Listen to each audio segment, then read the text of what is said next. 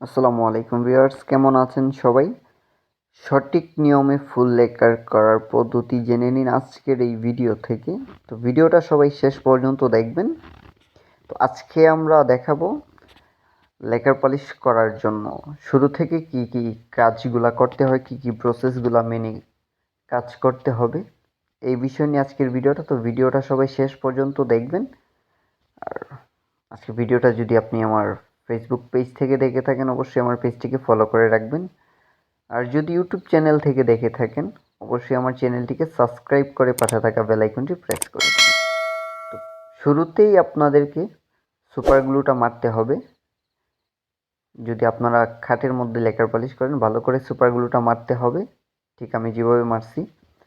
তারপর প্রথমে লাল কাগজ মানে 60 কাগজ দিয়ে ভালো করে নকশার জালি, সাইড এবং গাড়িগুলা ভালো করে ঘষে নিতে হবে একবার। তারপর 120 নতুন পেপার দিয়ে আবারও ক্লিয়ার করে ঘষাতে হবে যেন ফিনিশিংটা ভালো আসে। তার জন্য ভালো করে ঘষাতে হবে যেন ফিনিশিংটা ভালো আসে। তার জন্য সব কিছু ভালো করে ঘষাতে হবে, সাইড এবং জালি। তারপর নকশাগুলা আরও ভালো করে ঘষাতে হবে। তো ভিডিওটা সবাই না টেনে শেষ পর্যন্ত দেখবেন। আর আজকের ভিডিওটা আপনাদের কাছে কীরকম লাগতেছে সেটা অবশ্যই কমেন্টে জানাবেন। আর ভিডিওটা যদি ভালো লেগে থাকে বেশি বেশি করে শেয়ার করে দিবেন। আর অবশ্যই লাইক কমেন্ট করতে ভুলবেন না। তো ভালো করে ঘষাঘষি করতে হবে, কারণ নকশার মধ্যে যেই চুইসগুলো আছে ওইগুলা ভালো করে ক্লিয়ার না করলে কিন্তু লেকার পলিশ করা যাবে না।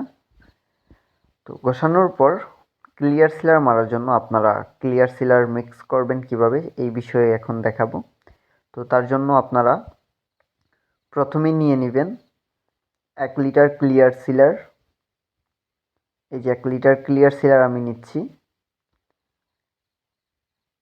1 লিটার ক্লিয়ার সিলার নিয়ে নেবেন, তার সাথে 1 লিটার 446 থিনার, তারপর দিবেন hardener half litre. 1 litre clear সিলারের সাথে 1 লিটার 446 হাফ লিটার হার্ডনার দেওয়ার পর ভালো করে মিক্স করে নেবেন। মিক্স করে নেওয়ার পর যখন আপনারা ক্লিয়ার সিলারটা মারতে যাবেন, অবশ্যই সুতি তেনার সাহায্যে ক্লিয়ার সিলারটাকে ছেঁকে নেবেন। গান দিয়ে যখন মারবেন, গানে নেওয়ার আগে কিন্তু অবশ্যই আপনারা ক্লিয়ার সিলারটাকে ছেঁকে নেবেন। তা না হলে যদি ক্লিয়ার সিলারের ভিতরে ময়লাগুলো থাকে আপনাদের গানের ভিতরে চলে যাবে, আর এই ক্ষেত্রে আপনাদের গানের মধ্যে অনেক প্রবলেম দেখা দিবে এবং ক্লিয়ার সিলারটা বের হবে না, ভালোভাবে মারতে পারবেন না। তো তার জন্য সুতি তেনা দিয়ে ভালো করে ক্লিয়ার সিলারটাকে প্রথমে ছেঁকে নেবেন, তারপর ক্লিয়ার সিলারটা মারবেন। আর অবশ্যই ক্লিয়ার সিলারটা 2 টান করে মারতে হবে, কেননা 2 টান করে যদি ক্লিয়ার সিলারটা না মারেন সেই ক্ষেত্রে কিন্তু ফিনিশিংটা আসবে না। আপনারা যদি ভালো ফিনিশিং চান তাহলে আপনাদের 2 বার ক্লিয়ার সিলারটা মারতে হবে। আর নকশাগুলোর মধ্যে একটু ভালো করে মারতে হবে, কারণ নকশার ভিতরে অনেক সময় চুইস থেকে যায়।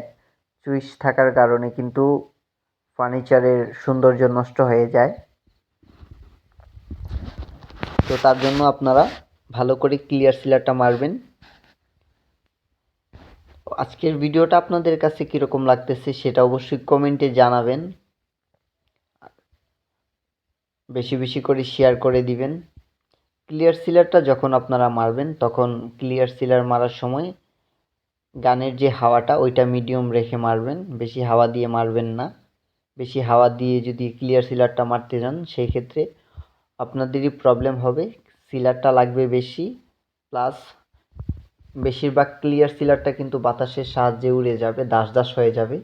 আমার তো কিছু পরিমাণ যাচ্ছে, এই যে আপনারা দেখতে পাচ্ছেন ধোঁয়ার মতো যেগুলো উঠতেছে এটা হলো দাস।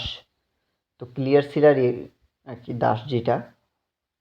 তো আপনারা অবশ্যই গানের হাওয়াটা মিডিয়াম করে মারবেন, তাহলে কম দাস যাবে আর কম পরিমাণ ক্লিয়ার সিলারটা নষ্ট হবে। তো লেকার পালিশ করার সঠিক নিয়মটা হলো আপনারা প্রথমে ভালো করে সুপার গ্লু মেরে নেবেন। যদি আপনারা খাটের কাজ করেন কিংবা ক্যাবিনেটের আলমিরার যে এখানের মধ্যে সুপার গ্লুর কাজ আছে ওইখানে আপনারা প্রথমেই ভালো করে সুপার গ্লুটা মারবেন। তো সুপার গ্লু মারার পর আপনারা ভালো করে ঘষে নেবেন 120 পেপার দিয়ে। যদি নকশাটা বেশি হেভিজিবি থাকে সেক্ষেত্রে আপনারা চাইলে লাল কাগজ দিয়ে ঘষা দিতে পারেন, তারপর 120 দিয়ে ঘষা দিতে পারেন। লাল কাগজ দিয়ে ঘষানোর পর যদি 120 পেপার দিয়ে আপনারা ঘষান সেই ক্ষেত্রে নকশার মধ্যে কিন্তু ফিনিশিংটা ভালো আসবে। আপনারা চাইলে শুধু 120 পেপার দিয়েও ঘষাতে পারেন। তো ঘষাঘষি কমপ্লিট করার পর আপনারা ক্লিয়ার সিলারটা মিক্স করে নেবেন। মিক্স করার পর আমি যেভাবে এই যে দেখেন ক্লিয়ার সিলারটা মারা হয়ে গেছে আমার। সুন্দর করে ক্লিয়ার সিলারটা মারবেন যেন নকশার মধ্যে এবং সব দিক দিয়েই ক্লিয়ার সিলারটা ভালো করে ভিজে থাকে এবং ভালোভাবে পড়ে। ভালো করে ক্লিয়ার সিলারটা মারতে হবে, কেননা ক্লিয়ার সিলারটা যদি আপনারা ভালো করে না মারেন অনেক সময় দেখা যায় বছরখানেক পর যেই ফার্নিচারের মধ্যে আপনি লেকার পালিশ করতেছেন কিংবা করবেন ওই ফার্নিচারের মধ্যে পাঙ্গাস চলে আসবে, গোমাই পড়ে যাবে। তো পাঙ্গাস না আসার জন্য আপনারা ক্লিয়ার সিলারটাকে ভালো করে মারবেন আর অবশ্যই শুকানোর জন্য সময় দিবেন। ক্লিয়ার সিলারটা মারার পর ম্যাক্সিমাম 2 থেকে 2.5 ঘন্টা সময় দিবেন ভালো করে শুকানোর জন্য। এর থেকে বেশি সময় যদি দিতে পারেন সেক্ষেত্রে আরও ভালো হবে।